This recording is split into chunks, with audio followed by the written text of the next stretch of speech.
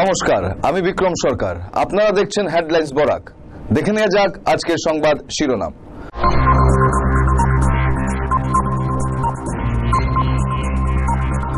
সোমবার শিলচর থেকে যাত্রী নিয়ে ছুটবে কাঞ্চনজঙ্ঘা এক্সপ্রেস।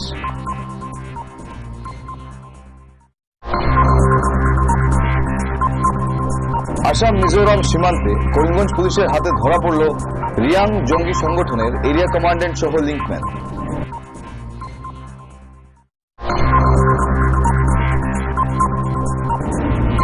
পিএইচই অস্থায়ী কর্মচারীদের অনশন অব্যাহত, 7 জনের অবস্থা সংকটজনক, হুমকি সরকারকে।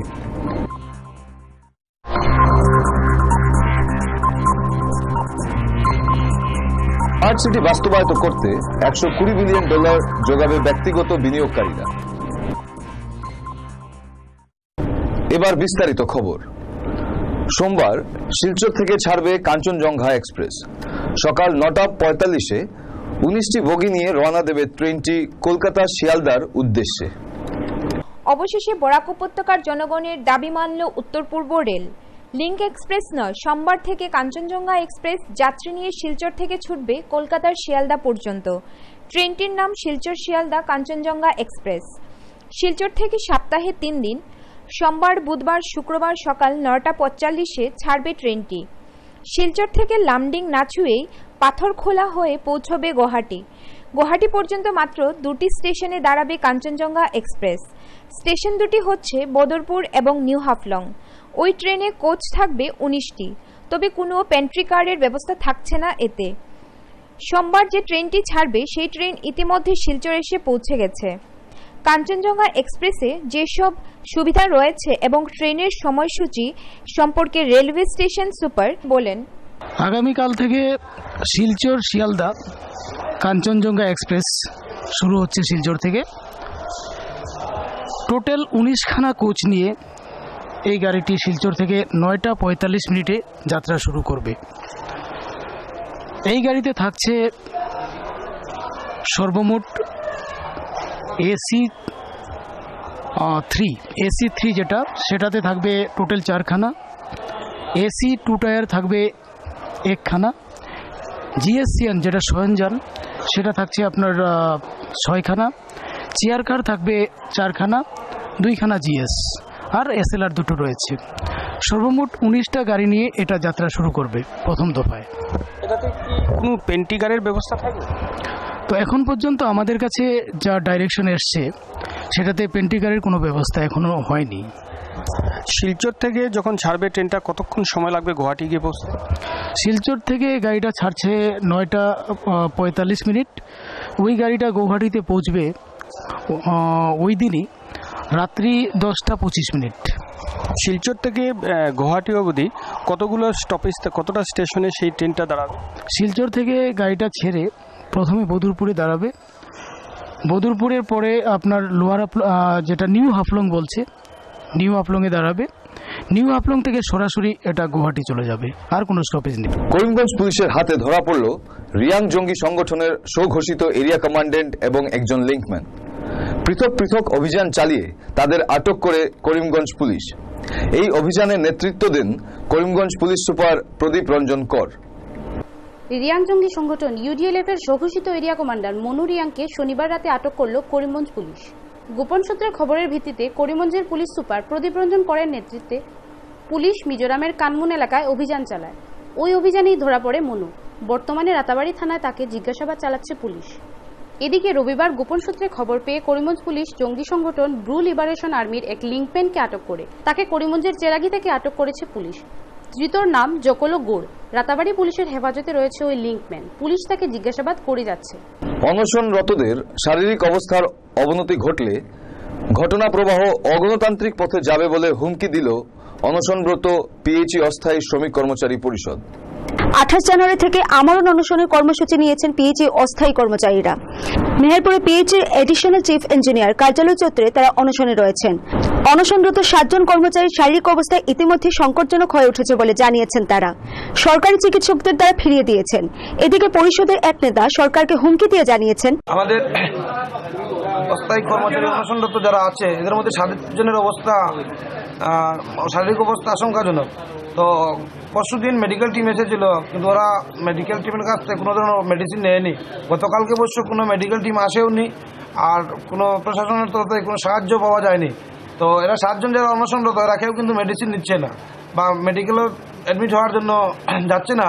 ওদের যদি কোনো ধরনের শারীরিক অবস্থার আরও অবনতি হয়, যদি আর কোনো অঘটন ঘটে, তাহলে কিন্তু সরকার দায়ী থাকবে বা বিভাগ দায়ী থাকবে। তারপর কিন্তু পরিণাম কিন্তু ভয়ঙ্কর হবে, স্পষ্ট করে কিন্তু বলে দিচ্ছি, সরকারকে স্পষ্ট করে বলে দিচ্ছি, এদের মধ্যে যদি আর কোনো অনশনরত ভাইয়ের অবস্থার যদি পরিণাম বিপদগামী হয় বা আমাদের কোনো যদি ভাইদের প্রাণহানি হয়, তাহলে সরকারকে কিন্তু এরপরে যা হবে তা গণতান্ত্রিক পদ্ধতিতে কিছু হবে না, সম্পূর্ণ অগণতান্ত্রিক পদ্ধতিতে এখান থেকে শুরু হবে। বরাক উপত্যকা কৈবর্ত সমাজ উন্নয়ন যুব পরিষদ ও মহিলা কমিটি গঠিত হল রবিবার বরাক উপত্যকা কৈবর্ত সমাজ উন্নয়ন পরিষদ অধ্যাপিকা ঝুমা দাসের নেতৃত্বে একটি মহিলা কমিটি এবং অর্জুন চৌধুরীর নেতৃত্বে একটি যুব পরিষদ গঠিত হয়। এদিন শিলচর আশ্রম রোডের কীর্তন মাঠে বরাক উপত্যকা ভিত্তিক এক সম্মেলনের আয়োজন করা হয় পরিষদের কেন্দ্রীয় কমিটির উদ্যোগে। এই কমিটি গঠনের মূল উদ্দেশ্য কৈবর্ত সমাজের উন্নয়ন। এদিন সম্মেলনে সমাজের বিশিষ্ট ব্যক্তিদের এবং বিভিন্ন সংস্থার কর্মকর্তাদের সংবর্ধনা দেওয়া হয়। সভাপতি অঞ্জন চৌধুরী, সহসভাপতি হরেন্দ্র দাস, সাধারণ সম্পাদক সুজিত দাস চৌধুরী সহ উপস্থিত ছিলেন বিভিন্ন সংগঠনের কর্মকর্তারা এবং সমাজের বিভিন্ন শ্রেণীর মানুষেরা। এদিন সংগঠনের উদ্দেশ্য ও পরিকল্পনার ব্যাপারে সংগঠনের এক কর্মকর্তা বলেন, আজকে আমাদের পূর্ব নির্ধারিত যুব সম্মেলন বরাক উপত্যকা কৈবর্ত সমাজ উন্নয়ন পরিষদের যে মহা সম্মেলন হয়ে গেছে, সেই সম্মেলনে আমাদের প্রধান লক্ষ্য ছিল বরাক উপত্যকা কৈবর্ত যুব উন্নয়ন পরিষদ গঠন করা এবং বরাক উপত্যকার আমাদের ডাকে, কেন্দ্রীয় কমিটির ডাকে বরাক উপত্যকার কোনা কোনা থেকে সহস্রাধিক লোক এসে আজকের সেই পূর্ণাঙ্গ কমিটি গঠন করে দিয়ে গেছেন। আসাম মিজোরাম ত্রিপুরা সীমান্তের নুরখা গ্রামে উদ্ধার হলো একটি অশনাক্ত লাশ।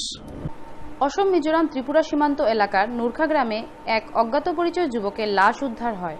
পুলিশ সূত্রে জানা গেছে, এদিন বিকেলে গ্রামের কিছু শিশুরা জঙ্গলের পাশে খেলতে গিয়ে মৃতদেহটি দেখতে পায়। সঙ্গে সঙ্গে এলাকাবাসীরা বাজারিছড়া থানার খবর দেন। খবর পেয়ে ওসি ঘটনাস্থলে আসেন। পুলিশ এসে আনুমানিক বছর 25-এর ওই যুবকের মৃতদেহ উদ্ধার করে রাত 2টা নাগাদ ময়নাতদন্তের জন্য পাঠায়। পুলিশ সূত্রে আরও জানা গেছে, মৃতদেহের শরীরে প্রচুর আঘাতের চিহ্ন পাওয়া গেছে। ধারণা করা হচ্ছে যুবকটিকে অন্য কোথাও খুন করে এখানে এনে ফেলে রাখা হয়েছে। মৃতদেহের পাশে একটি হাতে তৈরি পিস্তলও পাওয়া গেছে। পুলিশ ঘটনাটির তদন্তে নেমেছে। গুয়াহাটি মেট্রো ডিসিপি পদে পদোন্নতি হল কাছাড়ের অতিরিক্ত পুলিশ সুপার সুভাষিনী শঙ্করনের। তার জায়গায় এলেন জগদীশ দাস। জগদীশ দাস তার আগে কাছাড় জেলার সীমান্ত শাখার পুলিশ সুপার ছিলেন। রাজ্য পুলিশের পুলিশ সুপার এবং অতিরিক্ত পুলিশ সুপার পদে ব্যাপক রদবদল হল। সেই সঙ্গে পদোন্নতি হল কয়েকজন আইপিএস ক্যাডারের।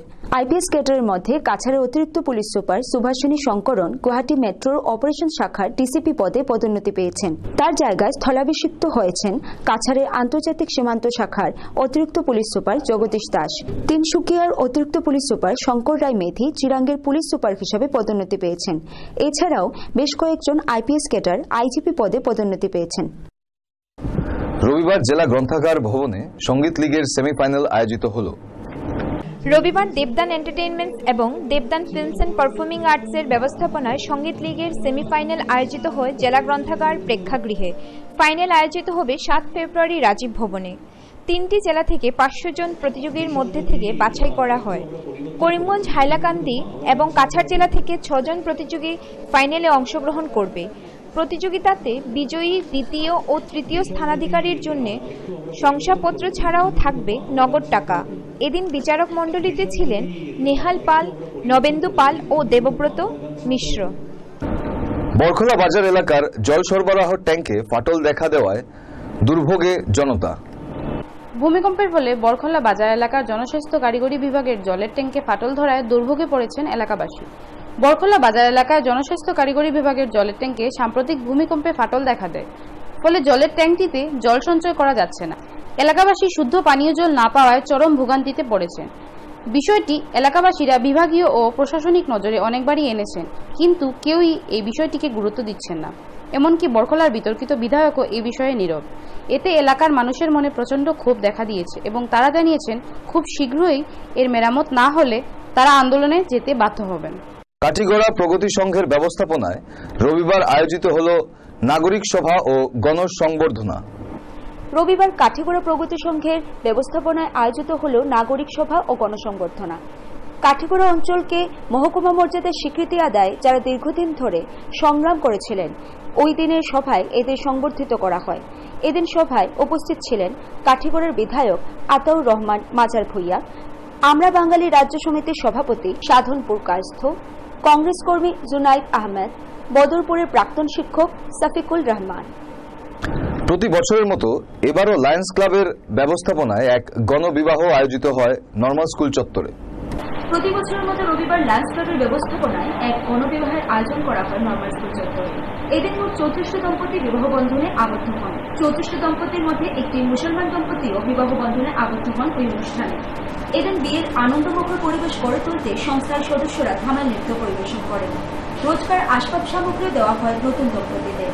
লায়ন্স ক্লাবের পক্ষে মৃদুল চৌধুরী এই বিয়ের আসরে বিস্তারিত জানাতে গিয়ে বলেন, আমাদের এই বিয়ে শুধু একটা বিয়ে না, এই বিয়েতে আমরা সামাজিক যে একটা পরিকাঠামো আছে, এই পরিকাঠামোতে একটা বিস্তর ডিস্টেন্স মানুষের সঙ্গে, এই ডিস্টেন্সটা আমরা কীভাবে কমিয়ে আনতে পারি সেটাই আমরা চেষ্টা করছি।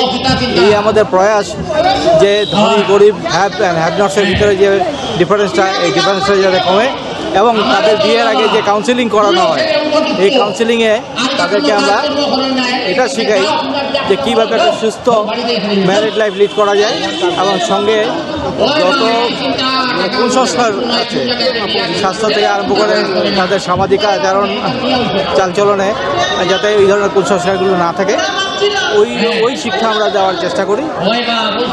আর বিয়েতে যা যা নিয়ম আছে আমরা সেগুলো ধর্ম অনুযায়ী আমরা পালন করছি। এবার নিচ্ছি ছোট্ট বিরতির পর জাতীয় খবর। বরাক উপত্যকা সহ ত্রিপুরার কেবল টিভি গ্রাহকদের জন্য এবার অত্যাধুনিক প্রযুক্তি ডিজিটাল টেলিভিশন পরিষেবা নিয়ে এসেছে অর্কিড কেবল টিভি নেটওয়ার্ক। এই পরিষেবায় স্বল্প মূল্যে গ্রাহকদের জন্য থাকছে 500টি ডিজিটাল চ্যানেল, সঙ্গে থাকছে বরাক উপত্যকার প্রথম এবং একমাত্র 24 ঘন্টার নিউজ চ্যানেল হেডলাইন্স বরাক। এছাড়াও বিনোদনমূলক চ্যানেল থাকছে অর্কিড প্লাস। ভারতবর্ষের অন্যতম ব্যবসায়িক প্রতিষ্ঠান হিন্দুজা গ্রুপের এই প্রকল্প বিশ্ববিখ্যাত এনএক্সটি ডিজিটালের বিশ্বমানের পরিষেবা উপভোগ করতে পারবে বরাক এবং ত্রিপুরাবাসী। সেটটপ বক্সের মাধ্যমে গ্রাহকদের অত্যাধুনিক MPG4 টেকনোলজিতে প্রতিটি চ্যানেল পাবেন ঝকঝকে। তাই এই পরিষেবা পেতে হলে নিজ নিজ অপারেটরদের সঙ্গে যোগাযোগ করুন।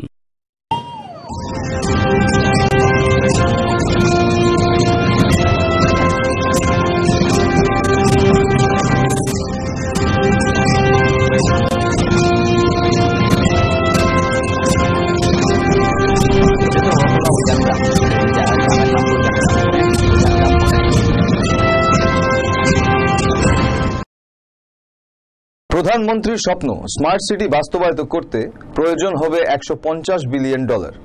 এর মধ্যে $120 বিলিয়ন যোগাবে ব্যক্তিগত বিনিয়োগকারীরা, জানালো ডিলয়েট ইন্ডিয়া।